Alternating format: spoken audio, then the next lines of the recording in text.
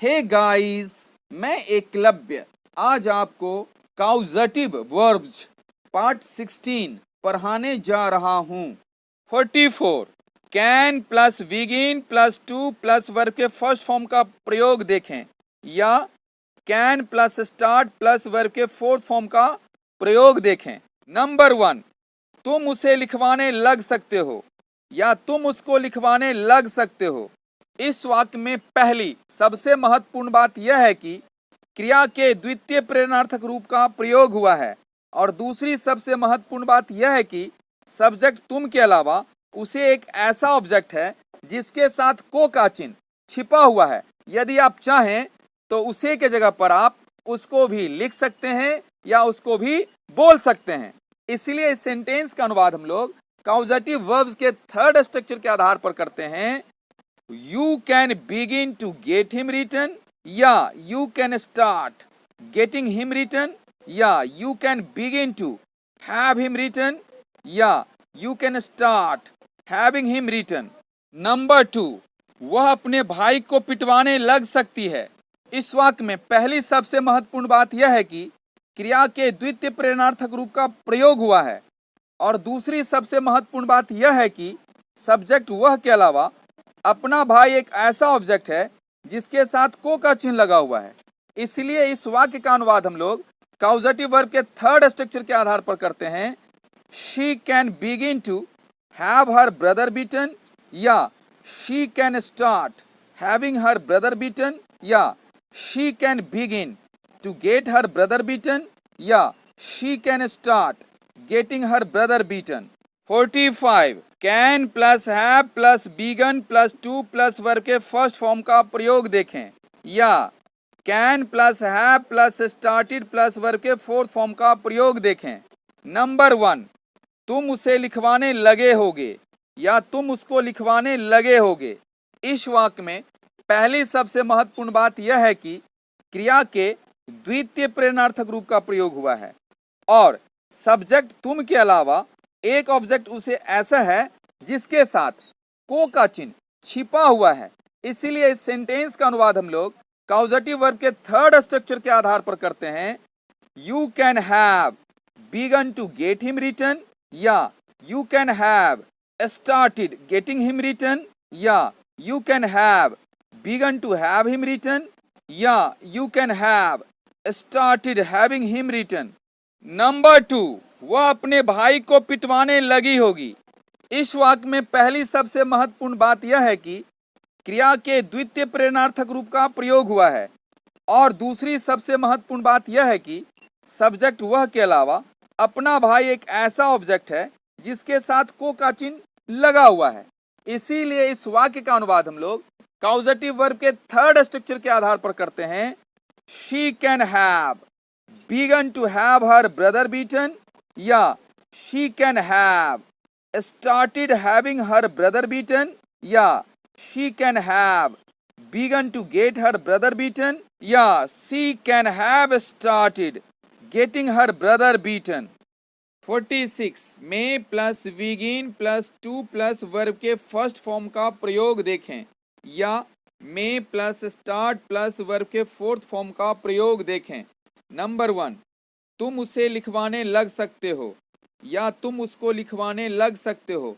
इस वाक्य में पहली सबसे महत्वपूर्ण बात यह है कि क्रिया के द्वितीय प्रेरणार्थक रूप का प्रयोग हुआ है, और दूसरी सबसे महत्वपूर्ण बात यह है कि सब्जेक्ट तुम के अलावा उसे एक ऐसा ऑब्जेक्ट है जिसके साथ को का चिन्ह छिपा हुआ है। इसलिए इस सेंटेंस का अनुवाद हम लोग काउजेटिव वर्ब्स के थर्ड स्ट्रक्चर के आधार पर करते हैं। You may begin to get him written, या you may start getting him written, या you may begin to have him written, या you may start having him written. Number 2, वह अपने भाई को पिटवाने लग सकती है। इस वाक्य में पहली सबसे महत्वपूर्ण बात यह है कि क्रिया के द्वितीय प्रेरणार्थक रूप का प्रयोग हुआ है, और दूसरी सबसे महत्वपूर्ण बात यह है कि सब्जेक्ट वह के अलावा अपना भाई एक ऐसा ऑब्जेक्ट है जिसके साथ को का चिन्ह लगा हुआ है। इसलिए इस वाक्य का अनुवाद हम लोग काउजेटिव वर्ब्स के थर्ड स्ट्रक्चर के आधार पर करते हैं। She may begin to have her brother beaten, या she may start having her brother beaten, या she may begin to get her brother beaten, या she may start getting her brother beaten. 47 may plus have plus begun plus to plus verb के first form का प्रयोग देखें, या may plus have plus started plus verb के fourth form का प्रयोग देखें। नंबर 1, तुम उसे लिखवाने लगे होगे, या तुम उसको लिखवाने लगे होगे। इस वाक्य में पहली सबसे महत्वपूर्ण बात यह है कि क्रिया के द्वितीय प्रेरणार्थक रूप का प्रयोग हुआ है, और दूसरी सबसे महत्वपूर्ण बात यह है कि सब्जेक्ट तुम के अलावा उसे एक ऐसा ऑब्जेक्ट है जिसके साथ को का चिन्ह छिपा हुआ है।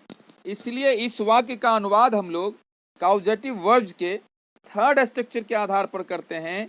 You may have begun to get him written, या you may have started getting him written, या you may have begun to have him written, या you may have started having him written.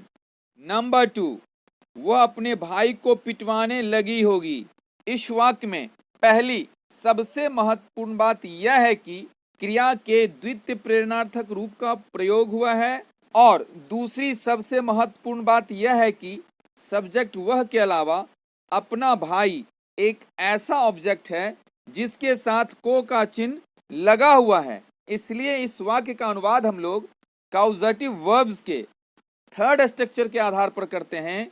She may have begun to have her brother beaten, या she may have started having her brother beaten, या she may have begun to get her brother beaten, या she may have started getting her brother beaten. 48 might plus begin plus to plus verb के first form का प्रयोग देखें, या might plus start plus verb के fourth form का प्रयोग देखें। नंबर 1, तुम उसे लिखवाने लग सकते हो, या तुम उसको लिखवाने लग सकते हो। इस वाक्य में पहली सबसे महत्वपूर्ण बात यह है कि क्रिया के द्वितीय प्रेरणार्थक रूप का प्रयोग हुआ है, और दूसरी सबसे महत्वपूर्ण बात यह है कि सब्जेक्ट तुम के अलावा एक ऑब्जेक्ट उसे ऐसा है जिसके साथ को का चिन्ह छिपा हुआ है। इसलिए इस वाक्य का अनुवाद हम लोग काउजेटिव वर्ब्स के थर्ड स्ट्रक्चर के आधार पर करते हैं। You might begin to get him written, या you might start getting him written, या you might begin to have him written, या you might start having him written. Number 2, वह अपने भाई को पिटवाने लग सकती है।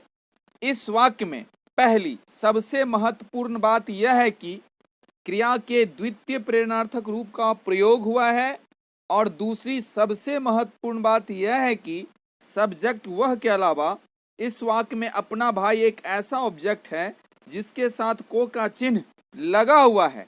इसलिए इस वाक्य का अनुवाद हम लोग काउजेटिव वर्ब्स के थर्ड स्ट्रक्चर के आधार पर करते हैं। She might begin to have her brother beaten, या she might start having her brother beaten, या she might begin to get her brother beaten, या she might start getting her brother beaten. 49 might plus have plus begun plus to plus verb के first form का प्रयोग, या might plus have plus started plus verb के fourth form का प्रयोग देखें। Number 1, तुम उसे लिखवाने लग सकते थे, या तुम उसको लिखवाने लग सकते थे। इस वाक्य में पहली सबसे महत्वपूर्ण बात यह है कि क्रिया के द्वितीय प्रेरणार्थक रूप का प्रयोग हुआ है, और दूसरी सबसे महत्वपूर्ण बात यह है कि इस वाक्य में सब्जेक्ट तुम के अलावा एक ऑब्जेक्ट उसे है जिसके साथ को का चिन्ह छिपा हुआ है। यदि आप चाहें तो उसे के जगह पर आप उसको भी लिख सकते हैं और उसको भी बोल सकते हैं। इसलिए इस वाक्य का अनुवाद हम लोग काउजेटिव वर्ब्स के थर्ड स्ट्रक्चर के आधार पर करते हैं। you might have begun to get him written, या you might have started getting him written, या you might have begun to have him written, या you might have started having him written. Number 2, वह अपने भाई को पिटवाने लग सकती थी. इस वाक्य में पहली सबसे महत्वपूर्ण बात यह है कि क्रिया के द्वितीय प्रेरणार्थक रूप का प्रयोग हुआ है, और दूसरी सबसे महत्वपूर्ण बात यह है कि सब्जेक्ट वह के अलावा अपना भाई एक ऐसा ऑब्जेक्ट है जिसके साथ को का चिन्ह लगा हुआ है. इसलिए इस वाक्य का अनुवाद हम लोग काउजेटिव वर्ब्स के थर्ड स्ट्रक्चर के आधार पर करते हैं.